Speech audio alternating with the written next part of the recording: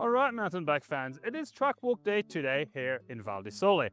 It is the same day as the first practice, so this morning between 8 and 12 the riders have the chance to discover the track and walk it down, and from 12 onwards each category has basically 2 hours of training. So I'm going to try to put this track walk together tonight, and that will give you a good idea of what it looks like, and Friday night the video about actual trainings and how the racing is going, what sections are going to be the hardest, and some riding pictures will come out on Friday night. But for now, please enjoy this track walk preview, and we're going to go through some of the hard sections of this track at Val di Sole and the new sections so you have a good idea of what it looks like. So we come up from the start gate straight into a couple of bike park corners. Nothing really special, except they'll probably get absolutely destroyed, and I remember Jackson railing the top of that berm like nobody else last year, so we'll see how that actually evolves.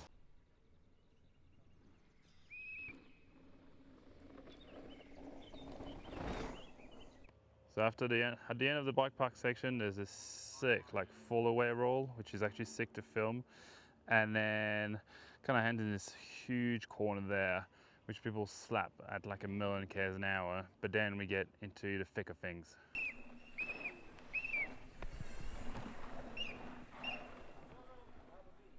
Hattie, you obviously felt pretty good about Léger last week, congratulations. How do you feel about Val di Sole, having raced here before? I'm super excited about it. Like, I really enjoyed it last year, and despite a crash, like, I still had a pretty good result, so I'm looking forward to getting a bit of redemption and putting down a solid run. And yeah, obviously I'm feeling good after last week, so I'm excited to see what I can do, but I'm just going to enjoy myself and yeah, enjoy the week. What part do you like about Val di Sole? What's the thing that you like about it?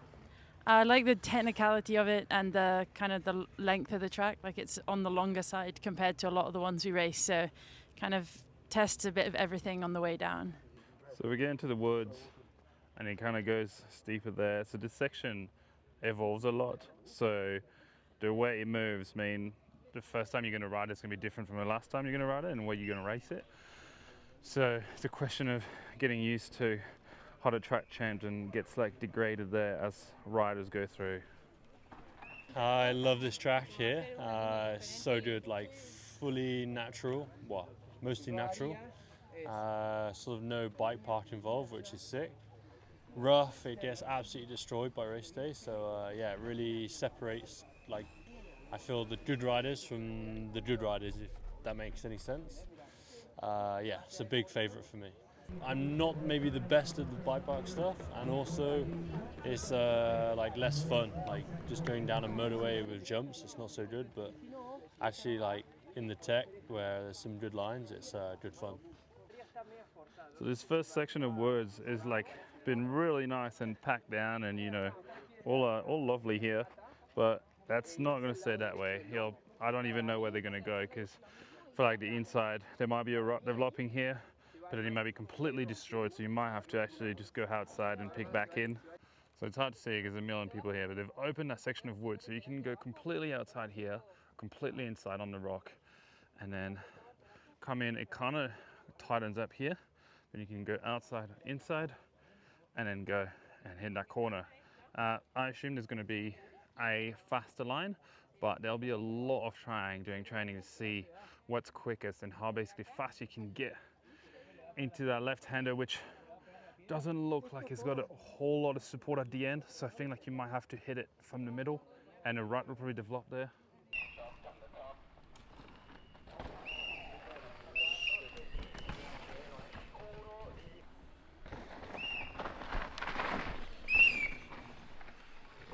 Yeah, it's looking pretty good. Same sort of top, and then they've sort of opened a few wider lines just up here. But yeah, dirt looks really nice right now, so I'm looking forward to getting out this afternoon. And I think, like usual, the track's gonna develop quite a lot and get pretty rough. There's always a lot more options on this track compared to others, so try and keep the mind open and adjust to how the track's developing, and try and go fast.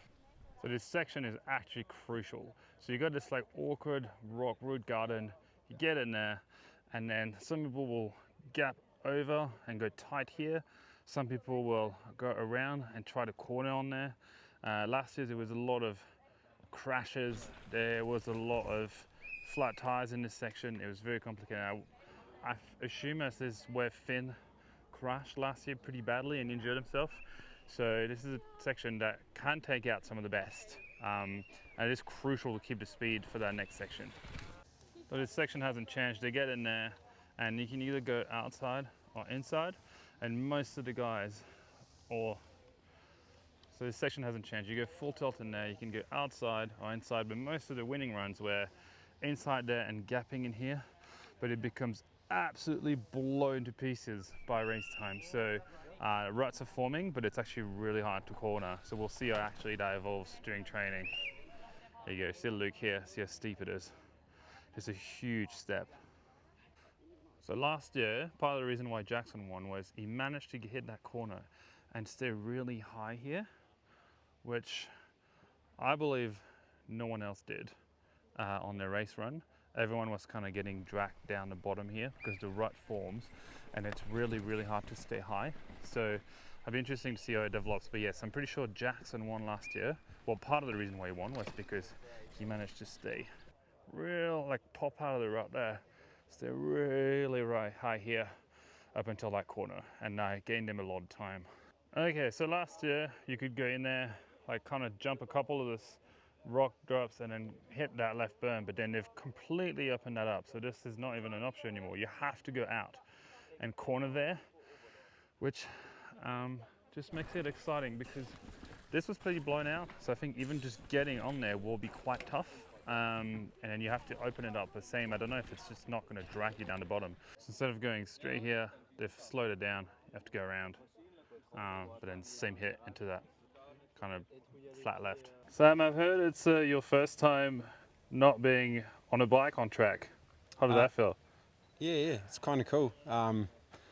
Like all week I've probably been more excited to watch because like I feel like in my career you're always like rush to ride your bike, set up your bike, and you're nervous for the whole week, and then I'm more excited to like get on track and kind of help the New Zealand kids out and do something different for a change. It's cool. It's always it's almost like learning for me too, because I've got to like help explain some of the lines and obviously show them where to go and stuff like that. So it's a cool change for me for sure. It's like I raced for 22 years World Cup, so 20 years actually, so it's cool to kind of give back and come and do something different for a change. It's awesome. How do you approach, I guess, track walk and line spotting, not for you but for others? Because it's a bit different, eh? Yeah, well, it's different because I'm helping the girls out as well, so I've got to think about, obviously they're going to ride a little bit different lines than what the boys might be going, so I got to think like smooth lines for the girls because the trail here is so long, and then the boys are obviously mad dogs, the juniors, so I've got to help them maybe simmer down and find them a line that we're not worried about gapping something or anything like that, so the fastest line.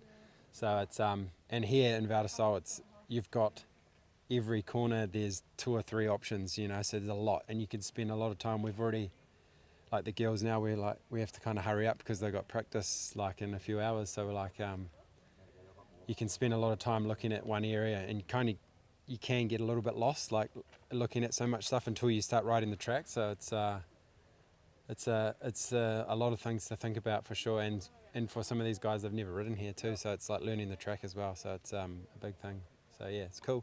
So this section is very troublesome. You get in from that flat, fast bit, you go in there, and you were able to skim the tree before, but they seem to put a pad there, so you have to go in this really awkward, like off camber / corner. I assume a rut's going to develop here and here as well, but back here, like you're kind of too low, and then you're going to struggle to corner on that next one. So it'll be interesting to see how it develops. But yeah, they've closed that, which is an interesting choice. Yeah, it was obviously a surprise for me to qualify second in Léger and get a solid top 10 after the weeks that I went through before the race. But yeah, it was also a relief, and I'm super happy. It was obviously some hectic conditions, and I know that I'm always really good at it. So here is a different beast. Never been a big fan of the black snake, but this year a bit more prepared and see what happens. Why are you not a fan? Can you elaborate? I've always struggled to have some flow and have a lot of fun going down this track because it's always been really, really rough. Every year I rode here, so but the condition looks prime today, and I think it's going to be a good week. But the soil right now looks perfect, so it should be interesting this afternoon on the bike, and let's see how that develops.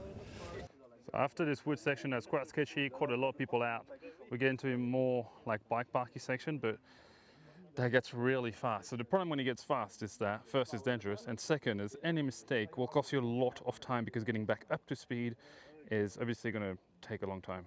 So this year we have a fresh new section. Instead of going down a bike park, they've cut an off camber there, which falls back down on the bike park further down below.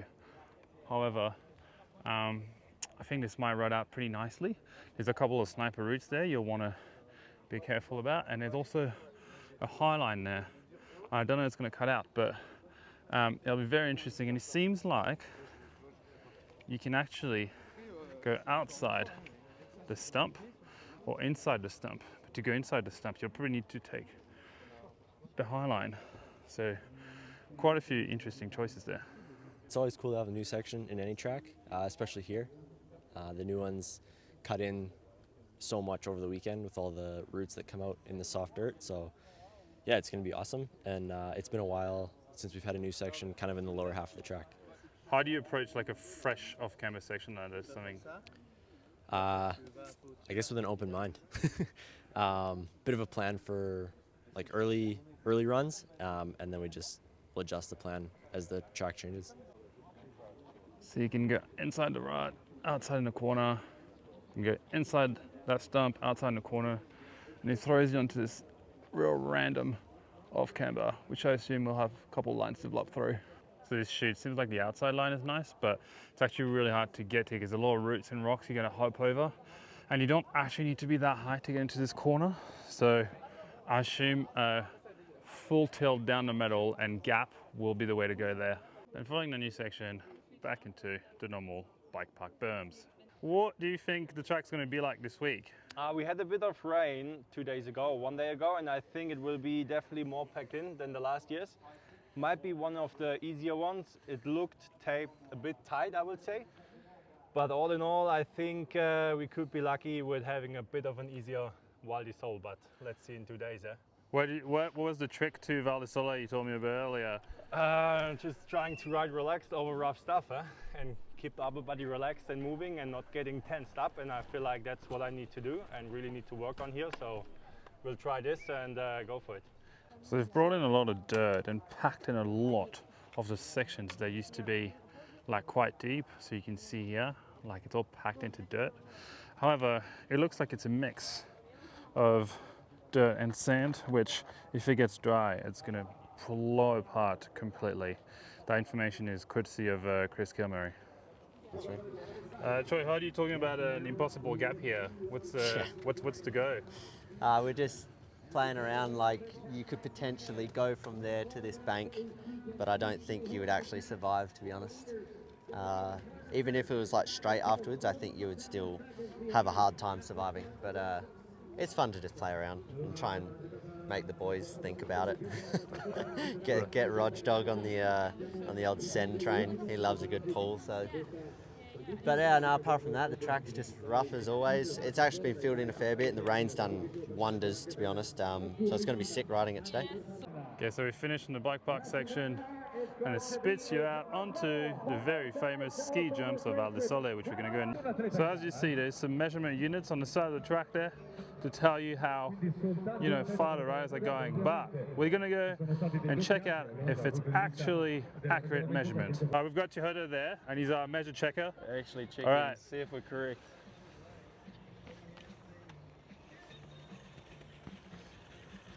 Oh, that does seem quite far. Where do you land? 25, bro. Yeah, go as far as you land.